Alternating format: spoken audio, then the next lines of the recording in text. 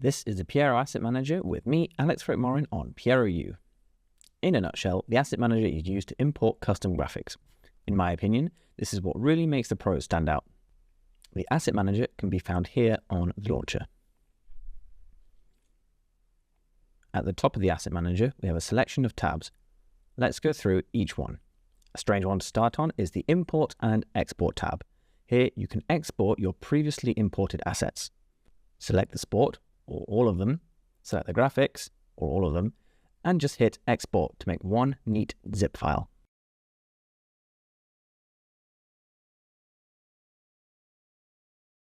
Now I can copy this zip file onto another PIERO machine, and by selecting Import Selected Assets, I can then navigate to a previously made zip.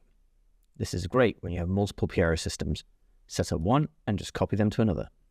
The Add tab is where we import fresh assets into PIERO, arguably the most important tab. There is a list of PIERO graphics on the left. If I want to import a new logo, I'm going to select the logo graphic. We are greeted with an example logo and some technical notes at the bottom. If I want to do some cleanup of old items I have previously imported, I can select View Asset Directory at the top here. For now, I'm going to import my custom logo from my new team, the Sparky Spoonbills. To do this, press the Add Asset to PIERO and navigate to the file. Some assets are divided by sport. There's no need for me to have the football team logos when I'm telestrating rugby. If you're using PIERO for on-pitch advertisement, you might want to do that here too. Now in PIERO, when I place a logo, in the logo list, my imported assets will be visible. And with that, we have our Sparky Spoonbills on the pitch.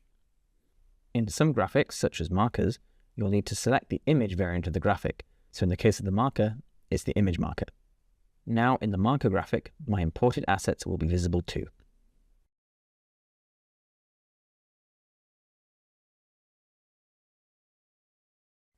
Moving on to our Teams tab, this is where we can manage our teams. These are mainly used for lineup, but we can also save graphic presets against them in PIERO.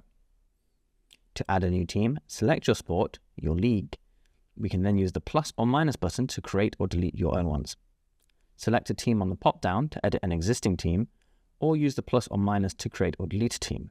To populate this chart, we can manually add the information at the bottom here. Double-click on a box under the Home and Away column to add profile pictures.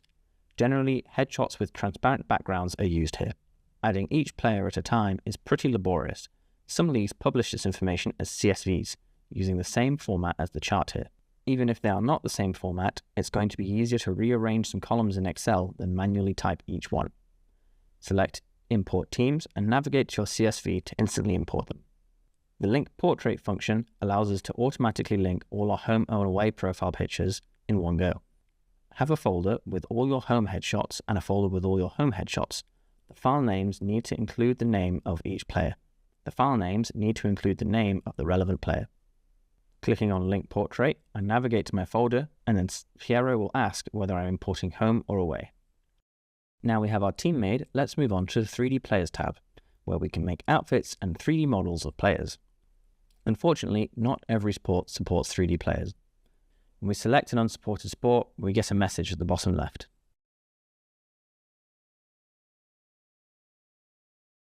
Once we've selected our sport, select your league, select your team, and then your outfit. We can use the plus and minus button to create new or delete existing outfits. The outfits are the clothes that they are wearing. This is handy because we often want to update just the outfits as we move same players into different seasons.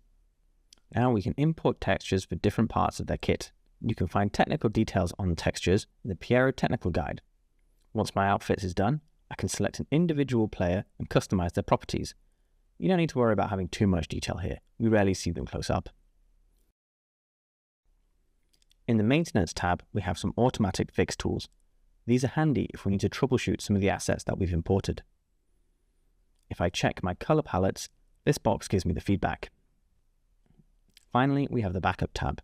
We can check what we want to backup or restore with these checkboxes. For now, I want to do a full backup, so I will hit All. Then hit Backup. Give my backup a name,